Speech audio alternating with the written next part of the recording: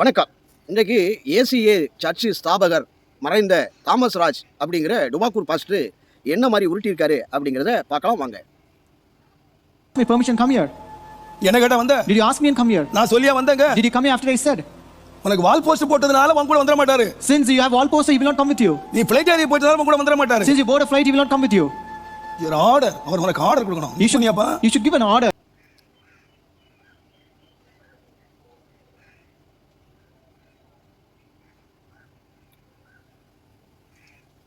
இவர் அதாவது எப்படின்னு கேட்டிங்கன்னா, அவர் சபையிலேருந்து யாரோ மிஷினரியாக போயிருக்கிறாங்க.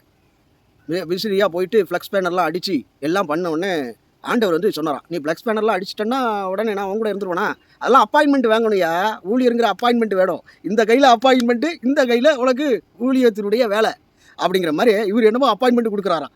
ஆனால் கோட்டி பேளுகளா என்னத்தை சொல்கிறதுன்னே தெரியல. இவன் வந்து எப்படி தெரியுமா, இவன் சபையில் இருக்கக்கூடிய ஆட்களை பயங்காட்டி அப்படியே என்ன செய்யுது, டேய் சபிச்சிருவாரு, சாபத்தை கொடுத்துருவாரு, அப்படி பண்ணிடுவாரு, என் சபையை விட்டு போட அவ்வளோதான் பார்த்துக்க, நீ போடனா 10 ஒரு பங்கு தசமாக எனக்கு வராது, அப்புறம் நான் எப்படி சாப்பிடுவேன் ஓசியில் அப்படிங்கிற ரீதியில் பயங்காட்டியிருக்காரு இவர். அடுத்த வீடியோவை நீங்கள் பாருங்கள் என்ன சொல்லியிருக்காருன்னு அப்படிங்கிறத. ஒரு பெரிய சபையில ஒரு பாஸ்டர் பிரிஞ்சு இன்னொரு சபைக்கு போயிட்டார். அவர் சபை ஆரம்பிச்சார். இந்த பேரை சொல்ல எல்லாருமே தெரியும். அவர் சபை ஆரம்பிச்சார். உடனே இந்த பெரிய பாஸ்டர் சபையில தீர்க்கதரிசனம் சொன்னார். கர்த்தர் எனக்கு சொன்னார், உச்சந்தலையில இருந்து உள்ளங்கால் வரைக்கும் புழு பிடிச்சு அவன் உடம்புல துணி போட முடியாம தெருவுல போறத நான் பார்த்தேன் அப்படின்னு ப்ராஃபஸி சொன்னார். From the crown of his head to the sole of his feet, he would be sore with wounds and இந்த தீர்க்கதரிசனம் பிரிஞ்சு போற பாஸ்டர் கால்ல விழுந்துச்சு. So this prophecy was heard by the pastor. அவர் உடனே 40 நாள் Immediately he departed his house. ஆண்டவரே இந்த சாப தீர்க்கதரிசனம் பறிக்க கூடாது ஆண்டவரே. Lord, this prophecy இந்த தீர்க்கதரிசனம் பறிக்க கூடாது. இந்த சாப யாரே வந்துற கூடாது. This should not come on my head, Lord. என்ன ஆச்சு தெரியுமா? Know what happened? கரெக்ட்டா 40வது நாள் Exactly on the 40th day. தீர்க்கதரிசனம் சொன்ன பாஸ்டர் தலையில இருந்து பாத வரைக்கும் From the crown of his head to the sole of his feet, he was sore with wounds. அவர் என்ன ப்ராஃபட் பண்ணாரோ, Whatever prophecy he uttered, துணி போட முடியாம அவர் சர்ச்சில் இருந்த ஒரு சின்ன சந்து, அவர் கூட்டு போக வந்த ஆம்புலன்ஸ் உள்ள போக முடியாது.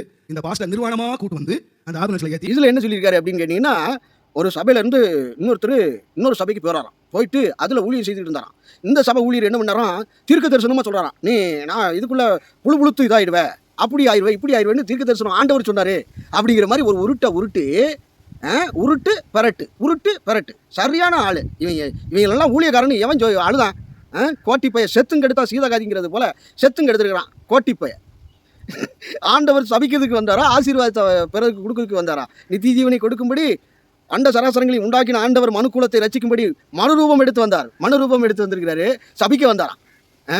என்னையா அது ஐயோ கடவுளே. அதாவது சீசர்களை பார்த்து என்ன சொன்னார், மத்திய எழுதின நற்செய்தி 28வது அதிகாரம் 19-18 எப்படின்னா, நான் உங்களுக்கு கட்டளையிட்ட யாவையும் அவர்கள் கை கொள்ளும்படி அவர்களுக்கு உபதேசம் பண்ணுங்கள், இதோ உலகத்தின் முடிவு வரைந்தும் சகல நாட்களில் நான் உங்களுடனே கூட இருக்கிறேன் என்றார். அதுக்கு மேலே உள்ள வசனத்தை பார்த்தோம் அப்படின்னு சொன்னால், எல்லாரையும் சீசராக்கி பிதா குமாரன் பசுத்தாவின் நாமத்தினாலே ஞானஸ்தானம் கொடுங்கள்.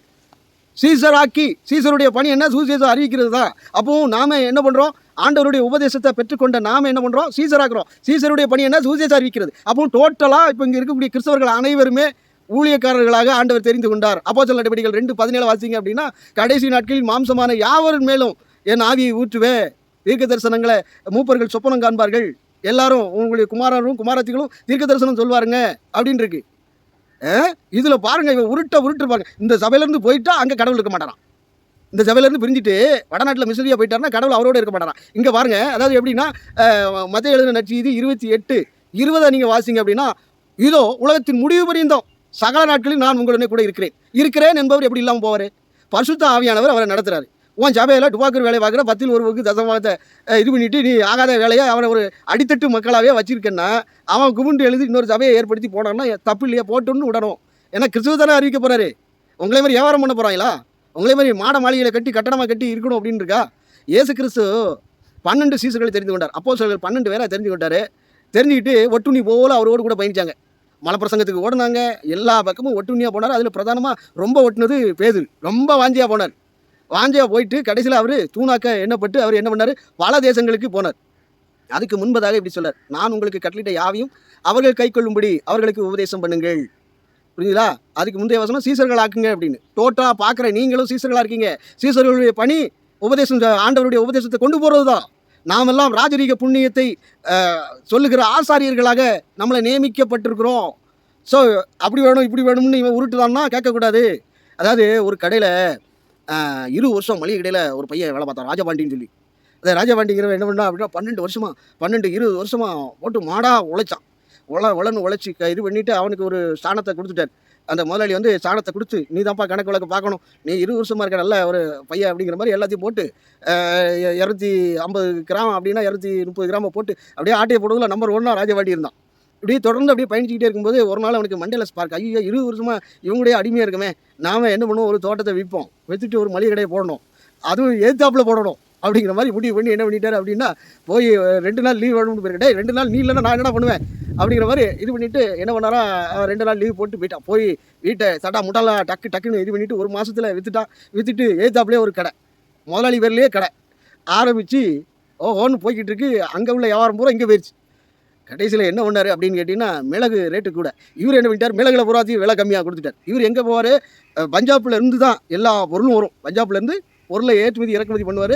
இவர்கிட்ட தான் டீலிங் இருக்குது முதலாளி. அவர் என்ன பண்ணிட்டார், மல்லி இல்லி கடுகு கிடுகு எல்லாம் கோதுமையிலேருந்து எல்லா காரியங்களும் பஞ்சாபில் விலை கம்மியாக வாங்கி இவர் என்ன பண்ணிட்டார், விலை கம்மியாக விற்க ஆரம்பித்தோடனே ராஜபாண்டி வியாபாரம், அவர் கூட 20 வருஷம் வேலை பார்த்தவனுடைய சம்பளம் இதாகி போச்சு, வியாபாரமே படுத்து போச்சு. இவர் விலை கம்மியில் விட்டு அவனை இது பண்ணிட்டார். அந்த மாதிரி இவன் வந்து 100 கடையில் வேலை பார்த்த, அதாவது இது வந்து என்னென்னா சபை, இந்த சபை வந்து ஒரு வியாபாரம், ஒரு வியாபாரி, அந்த வியாபாரிகிட்ட நுணுக்கத்தை கற்றுக்கிட்டு இன்னொருத்த போய் இன்னொரு கடையை ஆரம்பித்த கதையாக இவனுக்கு இந்த வியாபாரம் அந்த பணத்து ரீதியாக தான் போகுது.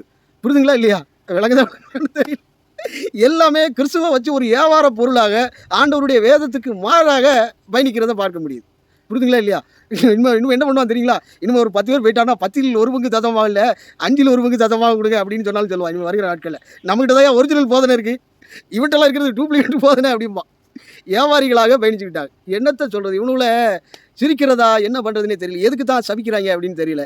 ஆண்டவரே ஆசீர்வாதம் தந்திருக்க, ஆண்டவரே விடுதலை தரும்படி இருக்க இவங்க பண்ணுற வேலைகள். அதுக்கு அடுத்த ஸ்டேட்மெண்ட் என்னன்னு கேட்டிங்கன்னா, அவன் புழுத்து 40 நாள் அப்படியே இதாக இருந்தாராம், உள்ளே போக முடியாமல் சட்டை இல்லாமல் அப்படியே போனாராம்.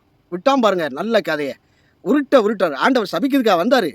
நம்முடைய ஆண்டவர் நீதிபரர், அவர் கண்டிப்பாக அவனவனுக்கு தக்கதான பலனும் அவனவனுக்கு தக்க கிரியையினுடைய பலனும் அவரோடே வருகிறது. அவர் வர்றாரு, அது வரைக்கும் நியாய தீர்ப்பு கிடையாது. பாவத்திற்கு விளைவு தண்டனை, அந்த தண்டனையை ஆண்டவர் ஏற்றுக்கொண்டார். நம்முடைய பாவ சாபங்கள் நீறுதல்கள் எல்லாவற்றையும் சிலுவையில் இது பண்ணிட்டார். நான் விசுவாசித்த ஆண்டவரே அப்படின்னு சொல்லி விசுவாசிக்கிறேன், என்னுடைய சாபத்தை அவர் நீக்கிவிட்டார். இனிமே மேற்கொண்டு சபிப்பாரா, அவருடைய உபதேசத்தில் இல்லாதவன் சபிக்கப்பட்டவன் என்று வேதம் சொல்கிறது. அதே போல உபதேசத்தை மாற்றி சொல்லுகிறவன் சபிக்கப்பட்டவனாக இருக்க கடவன் அப்படின்னு இருக்கு. ஆண்டவராகிய இயேசு கிறிஸ்துவை மறுதலிக்கிற எந்த உபதேசமும் துர்போதனை, அது ஆகடிய செயல். இவங்கெல்லாம் என்ன பண்ணுறாங்க அப்படின்னா, ஆகடிய வேலையை மாண்ப வச்சிருக்கிறாங்க. இது வந்து இயேசு கிறிஸ்து கொடுத்த உபதேசம் இல்லை. இவர்கள் உலக பிரகாரமாக பயணிக்கிற டுபாக்கூர்கள். புரியுதுங்களா இல்லையா. கவனித்து பார்க்கணும். விசுவாசிகளுக்கு உண்டான அடையாளங்கள் என்ன, ஊழியர்களுக்கு கூட இல்லை, விசுவாசிகளுக்கு அடையாளங்கள் யாவன அப்படின்னா, நம்மலாம் எல்லாருமே ஊழியக்காரர்களாக இருக்கிறோம். சங்கீதம் 96:2 படி நாளுக்கு நாள் கர்த்தருடைய ரட்சிப்பை சுவிசேஷமாய் அறிவியுங்கள் அப்படின்னு இருக்கு. ஸோ ஒவ்வொருத்தருக்கும் விழுந்த கடமைகள் என்ன அப்படின்னா, நாம் எல்லாம் அதிகாரம் பெற்றவர்கள், அவருடைய பிள்ளைகளாக, அவர்களுடைய காரியங்களாக நாம் இருக்கிறோம். ஸோ இனி வருகிற நாட்களில் இப்படிப்பட்ட டுபாக்கூர்களை நம்பி மோசம் போகாதீங்க. இவர்களெல்லாம் வசன வியாபாரிகள், சபிக்கிற பிள்ளையம்மானின் கூலிக்கு வேலையாட்கள் அப்படிங்கிறது தான் அர்த்தம். புரியுதுங்களா. இனி வருகிற நாட்களில் இப்படிப்பட்ட உபதேசங்களுக்கு போய் நிற்காதீங்க. உங்கள்கிட்ட கொடுக்கப்பட்ட பைபிளிலே என்ன சொல்லப்பட்டுள்ளதோ அவைகளின்படி நடக்க இது பண்ணுங்க, வைங்க. யார் உங்களை அடித்தாலும், உங்களை பலவந்தம் பண்ணாலும், உங்களை இது பண்ணாலும், பொய்யா சொன்னாலும் வச்சாலும் சபிக்காதேன்னு ஆண்டவர் சொல்லுறார். லவ் யுவர் எனிமி அப்படின்னு இருக்கிறார். ஆகவே கவனமாக இருங்கள். வேறொரு பதிவில்